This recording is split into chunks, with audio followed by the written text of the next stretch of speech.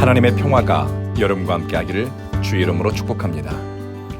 오늘 우리에게 주시는 하나님의 말씀은 마태복음 4장 8절부터 11절 말씀까지입니다. 하나님 없는 영광이라는 제목으로 말씀을 전하겠습니다. 마귀는 예수님을 데리고 지극히 높은 곳으로 갔습니다. 그곳에서 천하 만국을 보여줍니다. 세상의 빛난 영광, 화려함을 보여주면서 나에게 절을 하면 이 모든 것을 너에게 주겠다 제안합니다. 천하 만국과 화려한 영광, 모든 인간이 탐내고 욕망하는 것들입니다. 동서고금의 인간들은 이것 때문에 불화하고 싸우고 또 전쟁을 치렀습니다. 톨스토이는 사람에게 얼마만큼의 땅이 필요한가라는 소설에서 인간은 끝없이 욕망하는 존재이고 탐욕의 끝은 자기 파멸이라고 이야기합니다. 마귀가 보여준 천하만국과 영광의 찬란함은 있어도 그만, 없어도 그만이 아닙니다.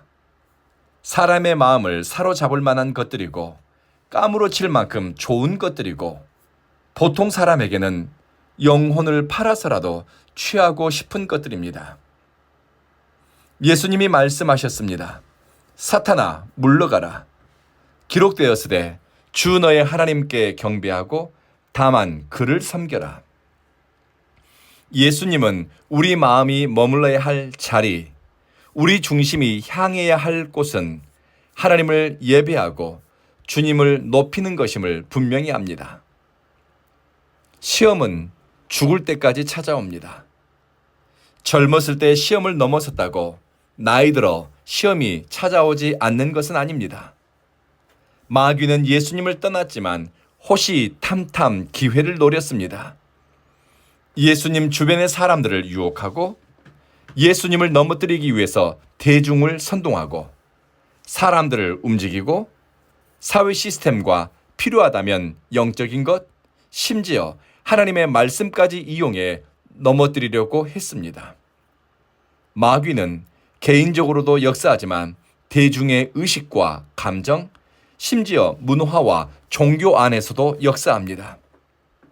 그러니 하나의 시험을 넘어선 것 같아도 하나의 유혹을 극복했어도 우리는 늘 깨어 있어야 하고 매 순간 성령님의 인도하심 가운데 분별하고 살피는 태도가 필요합니다. 예수님을 잘 믿을수록 하나의 시험을 넘어서면 또 다른 시험이 뒤따른다고 합니다. 그러나 시험을 넘어설 때 우리에게는 영적 기쁨이 있고 영광이 있다는 것을 기억합시다. 하나님이 주시는 영광은 마귀가 보여주는 육신의 정욕과 이생의 자랑을 자극하는 것들이 아닙니다. 하나님이 주시는 영광은 하나님의 임재 아래서 먹고 마시며 일상을 누리는 복이고 하나님의 사랑 안에서 보배로운 백성으로 살아가는 은혜입니다. 죄인을 불러 하나님의 자녀 삼아 주셨고 부패한 심령을 변화시켜 하나님의 성령이 머무는 거룩한 성전으로 만드시고 또 자격 없는 자들을 장차의 말 하나님 나라의 영광에 참여하게 하시니 그 은혜가 크고 놀랍습니다. 하나님을 사랑하는 사람에게는 시험마저도 복되다고 합니다. 그래서 성경은 너희가 시험을 만나거든 기뻐하라고 말씀합니다. 모든 신앙인들은 시험을 통과하면서도 소망했고 또 환난을 통과하면서도 정금처럼 나오는 순간을 기다렸습니다.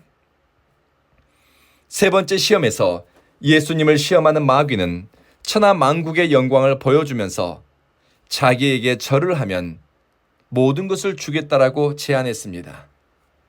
마귀가 제안하는 것은 빛나고 찬란하고 화려한 것들입니다. 그런데 마귀가 보여주는 것을 자꾸 들여다보고 있으면 마음이 동요됩니다. 마귀가 준 생각, 마귀가 준 충동, 마귀가 준 감정을 마음에 품고 쌓아두고 붙잡고 있으면 나중에 그것이 올무가 되어 죄에 사로잡히게 됩니다. 보는 것도 마음에 쌓이고 듣는 것도 마음에 쌓입니다. 마귀의 유혹의 본질은 이것입니다. 고난받지 않고도 세상을 다스릴 방법이 있다는 것입니다. 하나님과 연결된 고리를 끊어버리고 자기에게 절만하면 손쉽게 권리를 행사하고 원하는 대로 살 수 있다는 제안입니다. 하나님 없는 성공, 하나님이 배제된 영광을 누리라는 것입니다. 어떻습니까? 욕망하는 것을 얻기 위해 영혼까지 팔 수 있는 존재가 인간이라고 하는데, 이런 제안에 귀가 솔깃하지 않을 사람이 얼마나 될까요? 보는 것도 주의가 필요하고 듣는 것도 절제가 필요하고 생각하는 것도 분별이 필요합니다. 영광을 쉽게 얻는 길은 없습니다. 영광은 하나님께 속한 것이고 하나님께서 높여주시고 세워주시는 것입니다. 그렇게 사는 사람은 성공의 정점에서도 하나님만을 높입니다. 성취한 것 때문에 마음이 교만하여 허탄한 데 기울어지는 것을 경계합니다. 선배 목사님이 이런 이야기를 들려주었습니다. 내가 무엇을 해서 인정받아야지, 헌신해서 뭘 얻어야지 라는 생각으로 무언가를 한다면 그것이 시험의 시작이라고 합니다. 내가 영광을 얻으려고 하다 보면, 욕망을 쫓아서 하나님의 이름으로 무엇을 선택하려고 하다 보면 나도 모르게 시험에 붙들리게 된다고 합니다. 예수님은 자기 영광을 얻으려 하지 않고 죽기까지 순종할 생각만 했습니다. 하나님의 뜻을 이룰 생각만 했습니다. 예수님이 하나님의 뜻을 이루고 하나님의 영광만을 구했더니 하나님이 그를 영광스럽게 해주셨습니다. 하나님을 예배하고 높이는 데만 뜻을 두고 혼신의 힘을 다했더니 하나님은 죽은 자들 가운데서 예수 그리스도를 생명의 부활로 이끄시고 첫 열매가 되게 하셨습니다. 모든 찬양과 경배의 대상이 되도록 예수님을 높이셨습니다. 하나님이 주는 영광은 우리를 빛나게 하며 생명으로 충만하고 하나님의 능력과 아름다움을 드러냅니다. 성공할 때, 모두가 칭찬할 때, 승승장구할 때 예수님의 선택을 살피는 것도 지혜입니다. 예수님의 선택은 십자가였고 내려놓음이었습니다. 내가 영광을 얻을 생각을 하기보다는 하나님께 영광 돌릴 생각과 의지로 가득하다면 하나님께서 그 인생을 높이시고 세우십니다. 말씀을 마치겠습니다. 인간의 몸을 입고 오신 예수님에게도 하나의 시험을 넘어서면 또 하나의 시험이 기다리고 있었습니다. 큰 시험 넘어서면 더 큰 환난이 닥치고 내 주변 사람과 사랑하는 사람들을 통해서도 시험이 쿡쿡 찔러댈 수가 있습니다. 그러니 한시라도 영적으로 깨어있음을 게을리할 수가 없습니다. 그렇지 않으면 먹고 사는 문제로 넘어지거나 나를 증명하기 위해 시간과 에너지를 쏟게 되고 눈에 보이는 허영과 허무하게 사라질 영광을 위해 참된 가치와 진리를 놓칠 수도 있습니다. 사랑하는 성도 여러분, 우리는 연약합니다. 그러나 성령께서 우리를 도우시니 우리는 시험을 통과하면서도 정금처럼 나오고 하나님께 영광을 올려드릴 수 있습니다. 우리는 내가 탐하는 것을 얻기 위해 쫓아가지 않고 하나님의 영광과 주님의 기쁨을 위해 선택하기를 더 원합니다. 하나님께서 우리를 높이시고 영광스럽게 하는 그 순간을 기다리면서 말입니다. 기도하겠습니다. 자비하신 주여, 시험을 통과하면서도 정신줄 놓지 않게 하시고 눈에 보이는 좋은 것을 탐하다가 육신의 정욕과 안목의 정욕과 이생의 자랑을 쫓아가다가 하나님에게서 멀어지지 않게 하소서.